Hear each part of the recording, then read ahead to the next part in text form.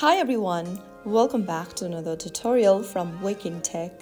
Today in this video, we will be learning how to change the start screen on CoinGecko. If you want to customize your dashboard and see your favorite coins, portfolio or trending crypto right when you open the app, you can easily customize the start screen that helps you access your most important information faster and makes CoinGecko more user-friendly.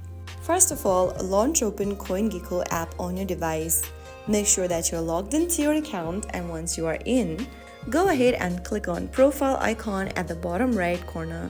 Once you're inside your profile section, go ahead and click on the default start screen option under preference. Now you can select the start page from the menu. You can choose either Coins tab, NFT tabs, or last viewed portfolio. Select any one option that you want on your start page.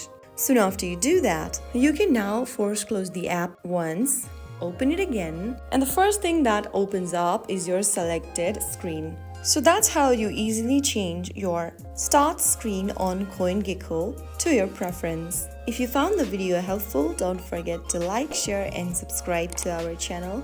I will be back again in the next video. Thank you for watching.